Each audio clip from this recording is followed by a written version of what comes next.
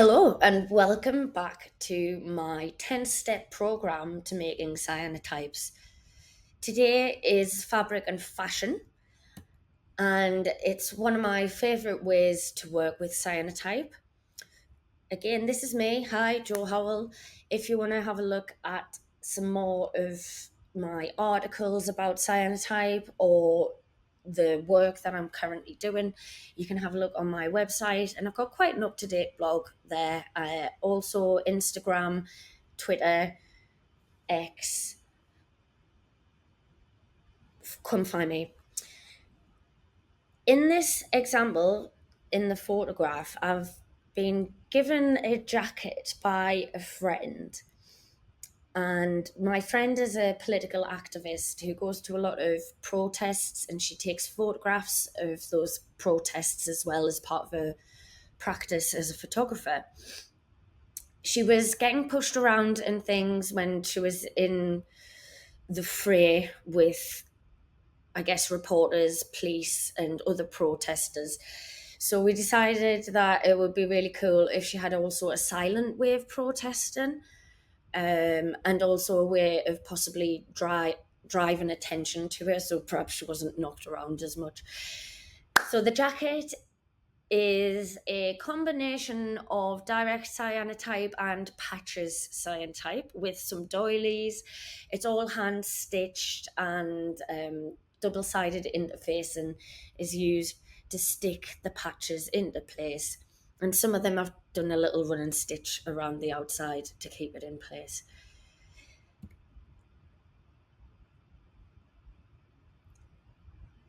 Cyanotype on fabric, lesson number 5. This is a close-up image of a jacket pocket. This was something that I made for one of my Patreon supporters, actually. I've also stitched into it later on, and it is using wet cyanotype process to make this image. You might be able to see that there are some drips and deviations, but also there's quite a round stamp over the fuchsia in the bottom right hand corner, and that is because I actually stamped a lemon on. So if you haven't watched Wet Cyanotype, then you might want to go back and see that lesson, because you can use that with fabric as well. What will I need? Equipment necessary.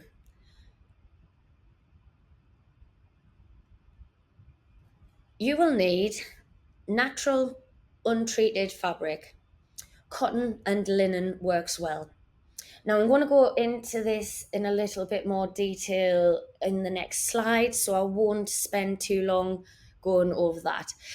Initially, this is what you're going to need to get started. You need your fabric, cyanotype solution, access to water, a large enough plastic tub or mixing bowl or bucket to wash your cyanotype in. I wouldn't suggest washing your fabric in a bath or anything like that, because of course the cyanotype will stain. You're going to need a dark, dry place to apply the cyanotype to the fabric, but then to also let it dry. And you're going to need an iron. I hate ironing. Hands up right there. I can let you know that. However, if you're working fabric, you really need to have an iron available as well. On top of those, which I've listed there, you will need your usual cyanotype stuff, which is your exposure unit, your exposure lamp, and somewhere to dry, drip dry. There's going to be, a lot of runoff from working with this, so you need to have a suitable drying area as well. Choosing fabric. Natural, untreated fabrics are the best. When I say untreated, I mean you might be tempted to use things like curtains, cushion covers, or sofa covers, things like that. But check the tag first, because it might actually have a fire retardant on it, and it'll say whether or not it has got that applied to it. But basically, if you are trying to cyanotype on a fire retardant treated curtain, fabric, whatever, it's just not going to work. Basically, it's made to repel, so it's not going to take cyanotype at all. You can test it just to see if I'm telling fibs, but just expect that if it has fire retardant, it's not going to take a print. So, what are natural fabrics? Linen, denim, cotton, sometimes silk. Other people have, I haven't got the money to try silk, so I haven't. I have heard that some people have pre-treated silk to help the cyanotype adhere, and I think that's more to do with the fibers of the silk themselves, because essentially all the scales of the fiber run in one direction, and again that has a similar effect to the repellent action of the fire retardant. Upcycling items from eBay, vintage charity shops, or just old clothes that are in the house, or old bed sheets and things like that. Why not? If it's just going to end up in landfill, you might as well have a little go. Lightly coloured fabrics are going to always have better contrast with the blue colour, so you want to look for a natural lightly coloured fabric. As well, a closer weave with that fabric and less texture will allow a better contact print. So if you're using photographs or negatives in particular, if you can't get that beautiful contact between the fabric and the negative that you've created, it's going to look a little bit soft and it might be difficult to tell what your image actually is. It's not quite as bad if you're doing photograms with cutouts or florals, but if you are using a negative, a close flat weave is better. As I mentioned before, curtains and certain soft furnishings are treated with fire retardant, and that repels the cyanotype chemistry. You may also want to wash your fabric before you apply your cyanotype. And this will just mean any surface dirt, any grease, stuff like that, you will be able to get rid of before you apply your cyanotype stuff. Lastly, creases will create shadows, so keep your iron close by. How do I best apply the cyanotype? I believe there are a couple of ways of applying your cyanotype. So the first way is that you can work directly onto the clothing. I really like this when I'm working with things like denim jackets, because quite often they have those really lovely sculptural panels that make up the jacket, and it's nice, as you can see on this beige denim jacket, to just pick some of those areas out. Now, you might be able to see on this beige denim jacket as well that there are actual ribs in that fabric going down from the collar to the center of the shoulders. Because I was doing a photogram using plants and they kind of create a solid mask, then I didn't really have to worry about the fact that there was this uneven, undulating surface. The other way that you can do it, rather than working directly into clothes, if you're a bit worried, then you can create patches that you can apply to things. You can also use applique techniques. So you might want to use some patterned fabrics, or you might want to make patterned fabric and then do another cyanotype on top. Another thing that you can do is you can make large work fairly cheaply. For example, this is a large scale piece of artwork. This is my really big Victorian bay window, and this covers the main big panel. I created this using, I think it was just like an old bed sheet. Anyway, it was some kind of cotton, white cotton. I coated everything, let it dry overnight, and then I used my 50-watt lamp and I just let it sit there for about 2.5 hours to expose.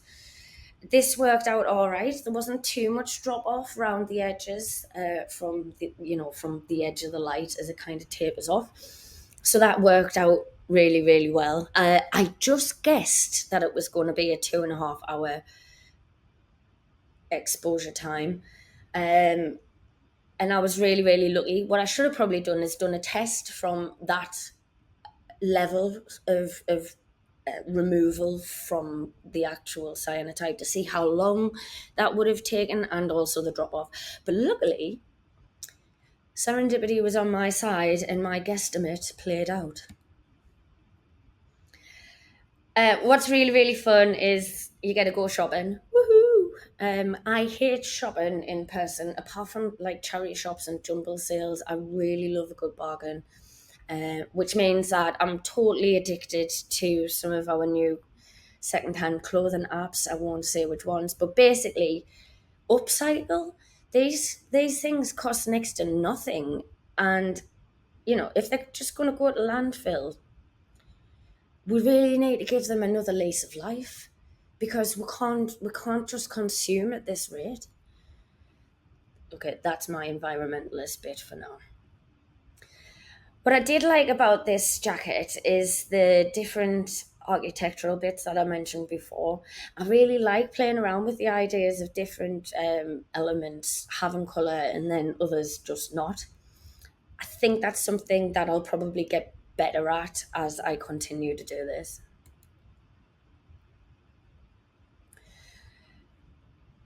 If you're doing a really large print like the one that was on my window, to conserve your cyanotype solution, I would suggest that you dampen the fabric. Just dampen. It doesn't want to be soaking wet, it needs to be damp.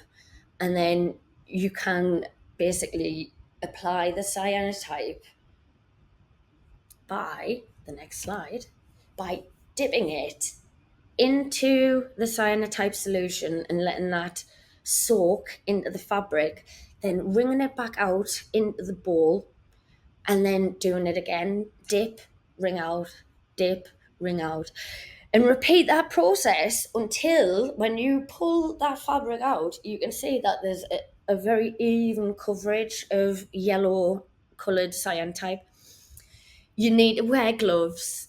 Okay, there's no way around it. If you're wringing out your cyanotype, then you are going to get covered in solution. And if you're working during the day, that's going to turn blue. If you're working at night, it gives you a chance to wash your hands on that, but I would suggest still wear gloves. I like using this technique to do large scale bits of fabric that I'll then quite often cut down for teaching in lessons. So everyone will get to make a smaller patch, and it's nice for them to see how it works at an even coverage.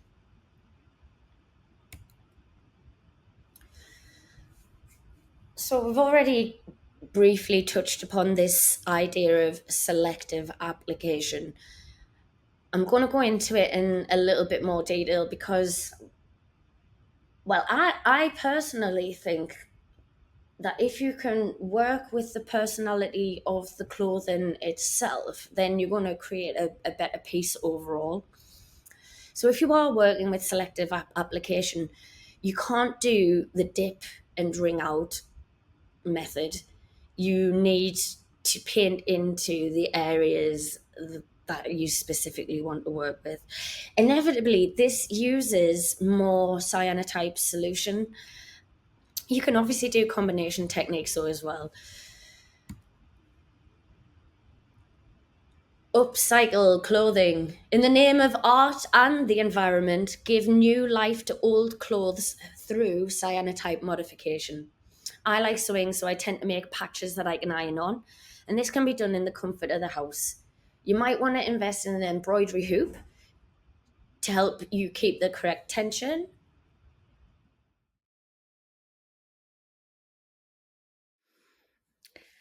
Hello, sorry it's taken us so long to get back to recording this. I'm just going to skip through to where we were and then I will start. Okay, so I think we left it on selective application. where I was telling you that you can work directly into certain areas with a cyanotype loaded sponge or brush. As always, let it dry. If you need a very neat edge, then I would suggest masking it off with black card or cardboard during the exposure. Doesn't matter too much if you go over the edges when you're painting it, because it will bleed in some instances. You can retain a really clean edge if you just mask off the area. Upcycling clothing, obviously, one of the joys of the modern reuse and remake kind of philosophy. So, in the name of art and the environment, give new life to old clothes through cyanotype modification. Personally, I like sewing, so I tend to make little patches that I can then iron onto different clothes. And this can be done in the comfort of the house. So if I'm having a fibromyalgia day and I can't really concentrate, I can just sit there with my little embroidery hoop and it keeps us busy. So you might want to invest in an actual embroidery hoop.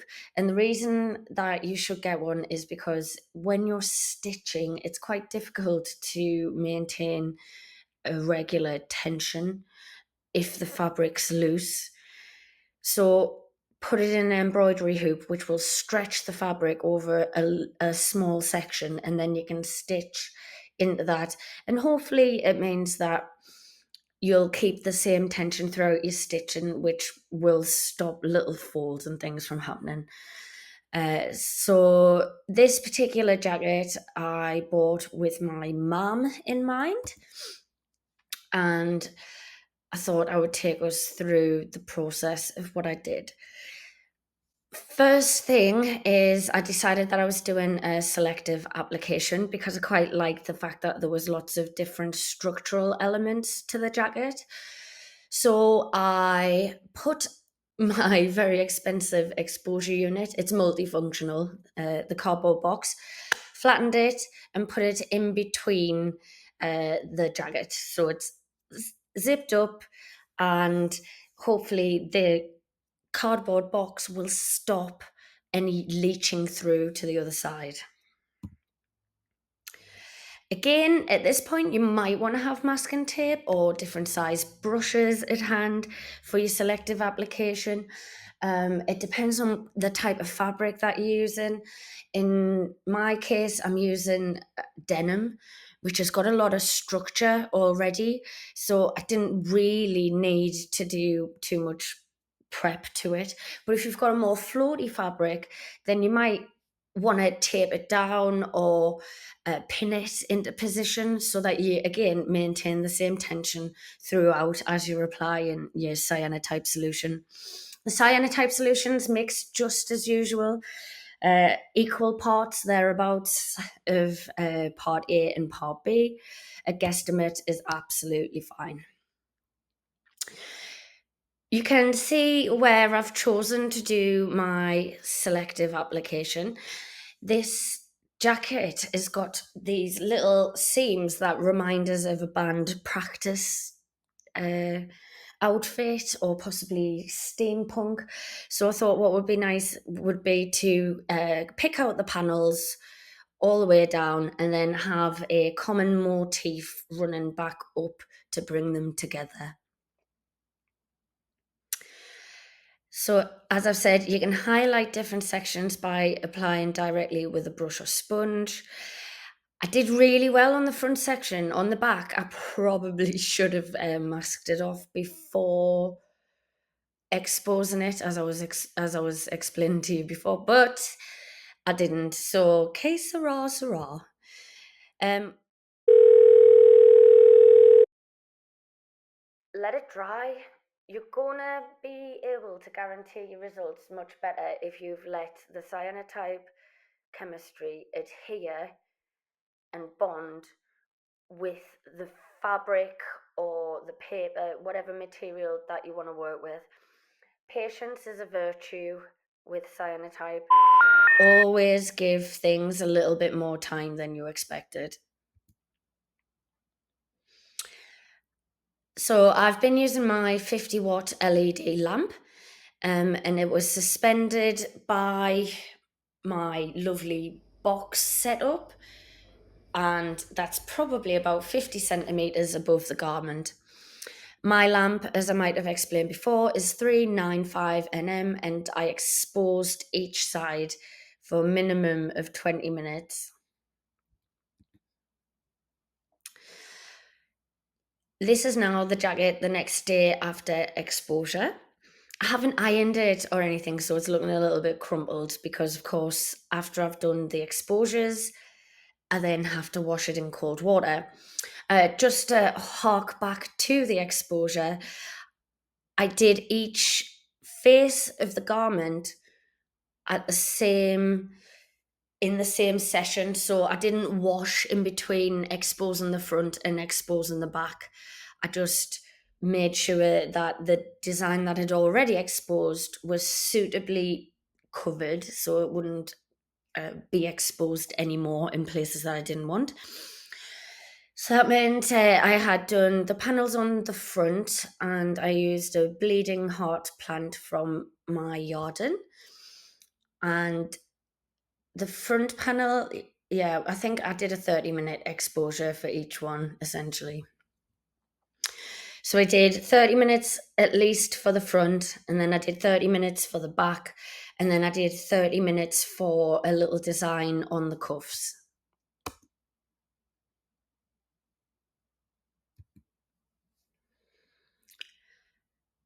You can just about see the added cyanotype down there on the cuffs as well. And it's just nice to continue designs throughout and don't overcomplicate things. Sometimes simplicity is the best way to go. There aren't many plants in my garden at the moment, so I didn't really have much choice, but luckily the bleeding heart plant not only sounds extremely cool, but it looks really cool as well. Once again, just overexpose rather than underexpose. If you can, do a test print and expose at the correct rate for the image that you're wanting to make. But if you're a little bit of a slapdash type of person like I am, better to over egg it than to under egg it, because if you do that, then you can just wash it in super cold water for a little bit longer. I'm saying a minimum of 30 minutes. Quite often, if I'm doing fabrics, because it's very porous, I might want to change the water several times during that wash. And sometimes, depending on the fabric, again, wringing it out and helping to massage the solution out of the fabric itself. I mentioned an embroidery hoop earlier on, and this is why you need to use your embroidery hoop. On the bird's body, I have used my embroidery hoop and it looks absolutely fine. But for some reason, I haven't used the embroidery hoop on the top of the bird's head. So as you can see, there is folds that are starting to pull in because I've pulled my stitching too tight on the fabric, and it almost acts like a drawstring pulling it in. The embroidery hoops are cheap, so just cough up and buy one. Especially if you're going to stitch in, because if you're spending all of that time doing individual stitches, then the last thing you want is to finish and be like, oh, this is unusable. I use iron-on interfacing. As I say here, I use two different types of interfacing. One is double-sided, so it's essentially like a plastic glue that you heat into place. And single-sided is like the example here. So if I'm not sure what I'm going to do with the piece that I've finished sewing, once I'm happy with the embroidery and I know it's finished, I'll put this iron-on interfacing on the back, and it just protects and neatens up all of the stitching, so it's not going to get caught and pulled. It also adds a lot of rigidity to the fabric, so that can be interesting as well in terms of structure. This is an example of the double-sided interfacing. There's a combination here of both a patch and direct application to the jacket. The design is pretty simple, but I've just picked out the squares that were on this stencil in graduating colours of yellow, orange, and red. And it's really, really simple, but it looks quite pretty. So I've stitched this when I'm poorly with my little embroidery hoop, and once I've done it, I've then ironed on the double-sided interfacing because I knew it was going to become a patch, and then I've ironed the patch into position underneath the collar at the back of the jacket, and then I've just done an extra little running stitch around to help the glue and just to make sure it's a bit more secure. Applique. You might want to absolutely run wild with this because, of course, there are so many different things that you can do. The thing with applique is the idea of adding in different types of fabrics, different prints, and then stitching them into position. So I've used part of an old skirt, which was a little bit of a fiddly material to stitch into because it was so light and floaty. But I really enjoyed the stripes, and I wanted to see if that would work against the backdrop of Sunderland Bridge there. So just a nice experiment, and I really like it. But to be honest, I haven't followed it up too much. So feel free, go wild, and then show me your beautiful applique. Okay, mix it up.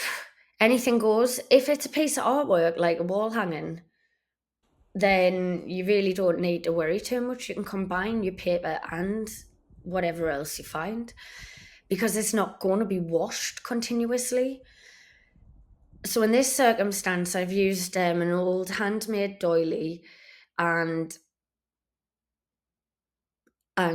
some paper silhouettes that I had made at a workshop, and then combined that with other cyanotypes that then work as a wall hanging. You can, like I say, you can add absolutely anything. If you're not going to be washing it all the time, then you don't have to worry too much about that longevity after you've made it.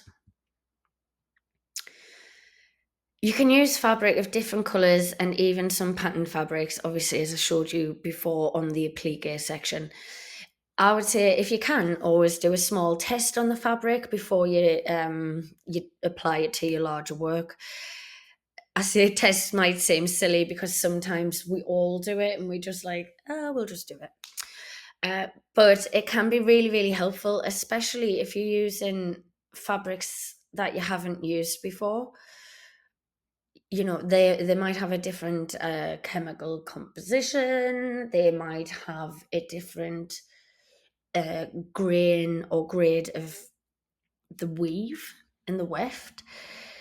And all of that's going to affect the type of images that you're able to produce.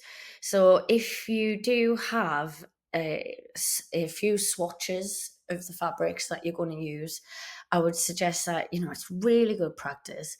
They look very cute and it'll just help you not to waste as much of your fabric by guessing your exposure times. Like, it is quite forgiving. Leave it longer and wash it longer and it should come out. Temperature is really important, so I'm just going to stress this here. Cyanotype does not like warm water. It doesn't mind too much heat in terms of development, but if you're using live plants and things like that, it is going to cause humidity, which can affect your cyanotype. Washing in super cold water And even if you can add a little bit of ice, you will be able to see that your chemical reaction sets much quicker and much more blue. All right, thank you. I'm so sorry that it's taken this long to finish this section. There's been a lot going on in my life, and if you follow us on Patreon, you probably already know I'm trying to save Sunderland's National Glass Centre, and it's taken up a lot of my time at the moment because it's a very time sensitive form of activism.